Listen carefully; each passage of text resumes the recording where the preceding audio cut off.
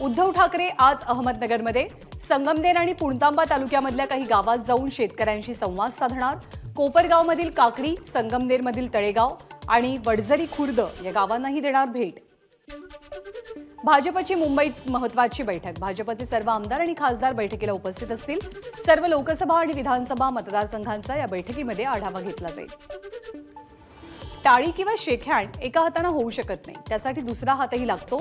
विरोधी पक्षनेते विजय वडेट्टीवारांची नाव न घेता प्रकाश आंबेडकरांवरची टीका।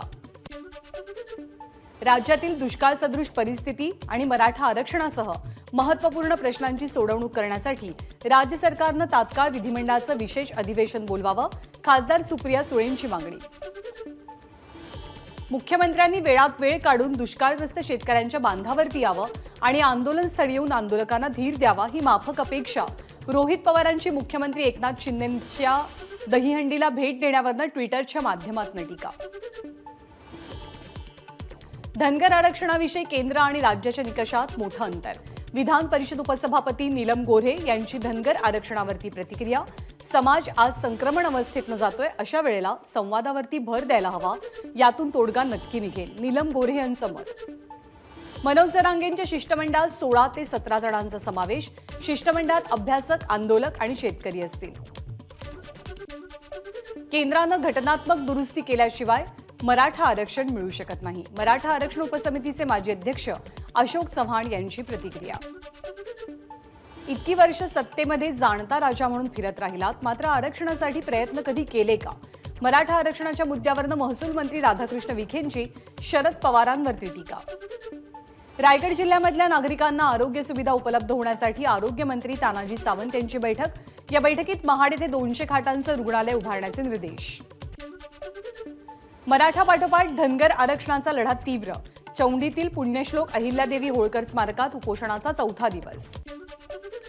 मुंबईत दहीहंडी उत्सवात एकूण 107 गोविंदा जखमी तर 14 गंभीर जखमी असून त्यांच्यावरती रुग्णालयात उपचार सुरू आहेत। 62 गोविंदांना प्राथमिक उपचारानंतर घरी सोडलं गेलंय। मुंबई आणि ठाण्यातल्या दहीहंड्यांसाठी राजकीय नेत्यांची हजेरी।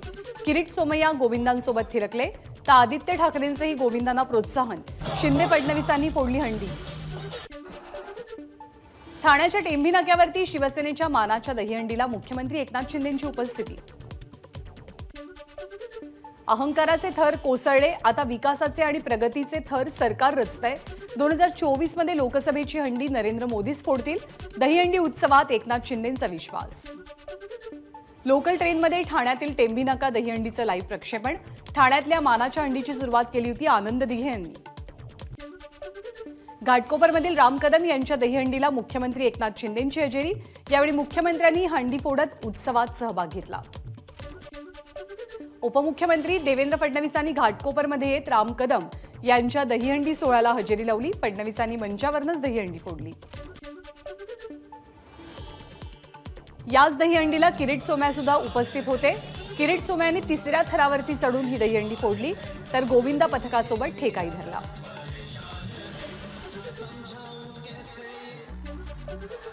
तर ठाण्यातल्या मनसेच्या दहीहंडीला मनसे अध्यक्ष राज ठाकरेंची उपस्थिती। गोविंदांना राज ठाकरेंकडून प्रोत्साहन। सेना भवनाच्या दहीहंडीला आदित्य ठाकरेंची उपस्थिती।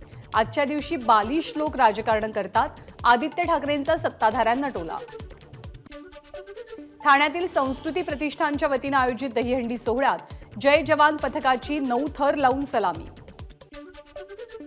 मीरा भाईंदर इथे भाजपचे माजी जिल्हाध्यक्ष ॲडव्होकेट रवी व्यास यांच्या वतीने दहीहंडीचं आयोजन। या उत्सवात बोरिवलीच्या ओम साई गोविंदा पथकानं 8 थरांची सलामी दिली। वांद्रे इथल्या जय बजरंग मित्रमंडळाकडून माहीमच्या मखदूम शाह बाबा दर्ग्यासमोर थर रचत सलामी। हिंदू मुस्लिम एकतेला बळ देण्यासाठी लावलेल्या थरांवरती मुस्लिम बांधवांकडून गुलाब पुष्पांची उधळण। घरगुती एलपीजी सिलेंडरच्या दरकपातीनंतर आता सरकार दिवाळीच्या सुमारास पेट्रोल आणि डिझेलच्या दरात कपात करण्याची शक्यता। पेट्रोल डिझेल प्रति लिटर 3 ते 5 रुपयांनी कमी होणार असल्याचा अंदाज। राज्यात मुसळधार पावसाचा अंदाज। हवामान विभागाने दिलेल्या माहितीनुसार येत्या 2 दिवसात राज्यातील विदर्भ, मराठवाडा, पश्चिम महाराष्ट्र, उत्तर महाराष्ट्र तसंच कोकणात पावसाचा जोर वाढेल। मुंबईसह राज्यात पुढचे 4 दिवस पावसाची शक्यता, रविवारी मुंबईला येलो अलर्ट. पुणे शहरासह संपूर्ण जिल्ह्यात ढगाळ वातावरण. हवामान खात्याच्या माहितीनुसार जिल्ह्यात काही ठिकाणी जोरदार पावसाची शक्यता. मुंबईवरती पुन्हा पाणी कपातीचं संकट. मुंबईला पाणी पुरवठा करणाऱ्या धरणांमध्ये 90% पाणीसाठा, मात्र ऑगस्ट महिन्यात पावसानं ओढ दिल्यामुळे पाणी पातळीत घट होऊ लागली आहे. भारत जोडो यात्रेच्या वर्षपूर्तीनिमित्त आमदार प्रणिती शिंदे यांच्या नेतृत्वात काँग्रेसची यात्रा. इंडियाऐवजी भारत नाव वापरण्यावरनं प्रणिती शिंदेंची सरकारवर टीका. भारत जोडो यात्रेच्या वर्षपूर्तीनिमित्त संगमनेरमध्ये जल्लोष यात्रेचं आयोजन. माजी महसूल मंत्री बाळासाहेब थोरात यांच्या नेतृत्वात शहरातनं रॅलीचं आयोजन. नंदुरबारच्या मेळाव्यामध्ये बच्चू कडूंचा उपोषणाचा इशारा. राज्याचा उत्पन्नाचा 5% निधी दिव्यांगांसाठी खर्च होत नसल्यानं उपोषणाचा इशारा दिलाय. परभणीच्या माखणी गावात गेल्या 3 दिवसांपासून गावकऱ्यांचं उपोषण. सरपंचांची तब्येत खालावल्यामुळे रुग्णालयात दाखल. जालन्यामधल्या घटनेचा निषेध आणि मराठा आरक्षणासाठी आंदोलन. मुंबईच्या कुर्ला भागात 3 ते 4 झोपड्यांना भीषण आग. घरांचं प्रचंड नुकसान. अपहरण केलेल्या अल्पवयीन मुलीची पश्चिम बंगालला जाणाऱ्या ट्रेनमधनं सुटका. मुंबई पोलिसांची कामगिरी, अपहरणकर्त्याला अटक. पालघरमध्ये मासे पकडण्यासाठी गेलेल्या 2 महिला पुरात वाहून गेल्याची घटना समोर. एकीचा मृतदेह शोधण्यात यश तर 1 जण बेपत्ता. वसईमध्ये कारचा भीषण अपघात. घटनास्थळावरनं चालक फरार. पोलिसांकडनं तपास सुरू. पुण्यामध्ये धारदार शस्त्रानं वार करत तरुणाची हत्या. अनैतिक संबंधातनं घडला प्रकार. आरोपीला अटक. बुलढाण्यामध्ये दहीहंडीच्या कार्यक्रमात भिंत कोसळली. 8 वर्षीय मुलीचा मृत्यू तर 9 वर्षीय मुलगी गंभीर जखमी. जालना लाठीचार्ज विरोधात नाशिकच्या मालेगावात मराठा क्रांती मोर्चाचा रास्ता रोको. मुंबई आग्रा महामार्ग कार्यकर्त्यांनी रोखला. जालना घटनेच्या निषेधार्थ मराठा क्रांती मोर्चाकडनं वाशिम जिल्ह्यातील मालेगाव तालुका बंदची हाक. मालेगाव शहरातल्या बाजारपेठा बंद. यवतमाळच्या वणी तालुक्यात गोरक्षण केंद्रात 21 जनावरांचा अपहार. गोरक्षण केंद्राचे अध्यक्ष सतीश पिंपळे यांच्याविरोधात गुन्ह्याची नोंद. भारतीय रिझर्व्ह बँक, सार्वजनिक क्षेत्रातील वित्तीय संस्था आणि खासगी कंपन्या ग्लोबल फिनटेक फेस्टमध्ये सहभागी. शेतकऱ्यांना लावलेल्या जाळीमध्ये 3 अजगर अडकल्यामुळे खळबळ. भंडाऱ्याच्या लाखनीतली घटना. सर्पमित्रांनी जखमी झालेल्या अजगरांना वनखात्याच्या स्वाधीन केलं आणि नैसर्गिक अधिवासात सोडलं. छत्रपती संभाजीनगरातील सिद्धार्थ उद्यानात प्राणी संग्रहालयात पांढरी वाघीण अर्पितानं दिला 3 पांढऱ्या बछड्यांना जन्म. चंद्रपूरमधील कळमना परिसरातल्या जंगलात वाघिणीचे 2 बछडे मृतावस्थेमध्ये आढळले. ते एका जिवंत बछड्याला रेस्क्यू करण्यात आलं. हे मृत बछडे 5 महिन्यांचे असून आईपासून दुरावल्यामुळे त्यांचा मृत्यू झालाय असा वनखात्याचा अंदाज आहे. मुंबईत गणेश विसर्जनाच्या दुसऱ्या दिवशी ईद-ए मिलाद रॅली काढण्याचा मुस्लिम बांधवांचा निर्णय.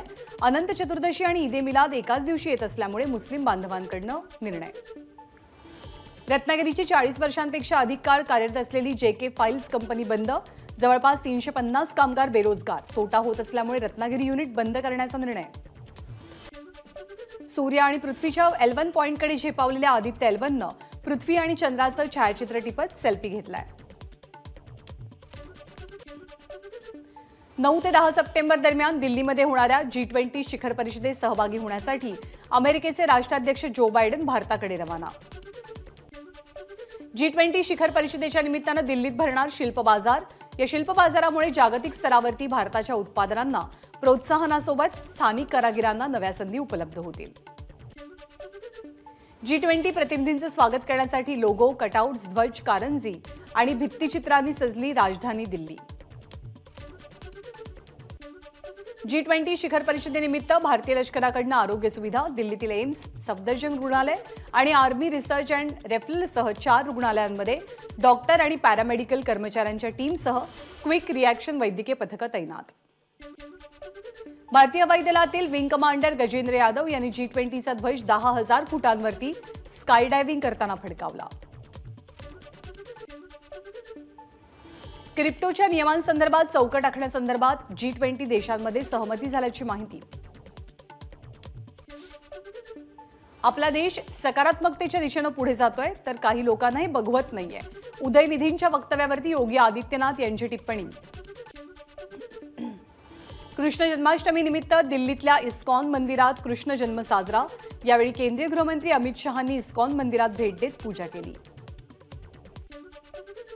कृष्ण जन्माष्टमी निमित्त मथुरेच्या कृष्ण जन्मभूमी मंदिरात भगवान श्रीकृष्णाचा जन्म महोत्सव जल्लोषात साजरा। भक्तांची मोठी गर्दी। सरकारच्या राष्ट्रीय स्वच्छ हवा सर्वेक्षणात इंदूर शहराला पहिलं स्थान, आग्रा आणि ठाण्याला दुसरा आणि तिसरा क्रमांक। टोमॅटोचे दर 3 रुपये प्रति किलोपर्यंत गडगडल्यानं आंध्र प्रदेशातल्या शेतकऱ्यांनी रस्त्यावरती टोमॅटो फेकले। टोमॅटोचे दर घसरल्यामुळे शेतकरी वर्ग चिंतेत। आंध्र प्रदेशातील तिरुमला मंदिराजवळ बिबट्या आढळल्यामुळे खळबळ। अलिपिरीच्या पायवाटेजवळ गेल्या काही आठवड्यांपासून बिबट्याच्या हालचालींमुळे भीतीचं वातावरण। गाझियाबादमध्ये एका 14 वर्षीय मुलाचा रेबीज आजारानं मृत्यू। 1.5 महिन्यापूर्वी त्याला श्वान चावलेला होता, मात्र घरी न सांगितल्यामुळे हा आजार वाढला आणि मुलाचा मृत्यू झाला। खासदार राहुल गांधी युरोप दौऱ्यावरती बेल्जियममधल्या ब्रुसेल्स इथे युरोपियन सदस्यांच्या बैठकीला लावली हजेरी। गौतम अदानी पुन्हा एकदा सर्वात श्रीमंत व्यक्तींच्या टॉप 20 यादीत। ब्लूमबर्ग बिलियनियर्स इंडेक्सची क्रमवारी। मोदी सरकार केंद्रीय कर्मचारी आणि पेन्शनधारकांना देणार आनंदाची बातमी। सप्टेंबरच्या शेवटच्या आठवड्यात वाढू शकतो 3% महागाई भत्ता। हिताची पेमेंट सर्व्हिसेसनं भारतातील पहिलं यूपीआय एटीएम लॉन्च केलंय। यूपीआय एटीएम हे कार्डलेस पैसे काढण्याची सुविधा देतं। याला व्हाईट लेबल एटीएम असंही म्हणतात। नॅशनल पेमेंट कॉर्पोरेशन ऑफ इंडियाचं यूपीआयसाठी नवं फीचर। यामध्ये संवाद साधून म्हणजे व्हॉइस मोडद्वारे पेमेंट करण्याची सोय उपलब्ध असेल। टाटा समूह हल्दीराममधील मोठं भाग भांडवल खरेदी करण्यात असल्याच्या चर्चांना उधाण, मात्र टाटा समूहानं हे वृत्त फेटाळलंय। सॅमसंगनं लॉन्च केले गॅलेक्सी झेड फोल्ड 5 आणि गॅलेक्सी वॉच 6चं स्पेशल थोम ब्राउन एडिशन। या डिव्हाइसला उच्च श्रेणीची वैशिष्ट्य आणि डिझाईन आहे। रिलायन्स रिटेलकडनं आलिया भट्टच्या एडेममा ब्रँडमध्ये 51% भाग भांडवलीची खरेदी। एडेममा ब्रँड लहान मुलं आणि मॅटर्निटी पोशाखांची डिझाईन करतं। रशियाच्या तेल निर्यात कपातीच्या निर्णयानंतर क्रूड तेलाच्या दरात तेजी। नोव्हेंबर 2022 नंतर प्रथमच तेलानं प्रति बॅरल $90ची पातळी ओलांडली आहे। MG ॲस्टर ब्लॅकस्टॉर्म एडिशन कार भारतात लॉन्च। दमदार इंजिन आणि आकर्षक लुकसह मिळणार अनेक वैशिष्ट्य। RRVL आणि कतार गुंतवणूक प्राधिकरणात करार पूर्ण। रिलायन्स रिटेलला मिळाले 8,278 कोटी रुपये। व्हॉट्सअॅपची भारतात 72 लाख खात्यांवरती बंदी। युजर्सच्या तक्रारीनंतर 1 जुलै ते 31 जुलै दरम्यान अनेक खाती बंद। व्हॉट्सअॅपची माहिती। आमिर खान आणि किरण राव यांच्या लापता लेडीज 5 जानेवारी 2024ला रिलीज होणार आहे। धोबीघाट चित्रपटानंतर आमिर खान आणि किरण राव पुन्हा एकत्र। ब्राझीलच्या दक्षिण भागामध्ये चक्रीवादळाचा तडाखा। चक्रीवादळात 39 जणांचा मृत्यू तर 9 जण बेपत्ता असल्याची प्रशासनाची माहिती। चीनमध्ये सरकारी अधिकाऱ्यांना कामाच्या ठिकाणी आयफोन वापरण्यास बंदी। चीनमधल्या आघाडीच्या 50 खासगी बांधकाम व्यावसायिकांपैकी 2/3 डिफॉल्टर्स। ब्लूमबर्गचं वृत्त। एबीपी माझा, उघडा डोळे बघा नीट।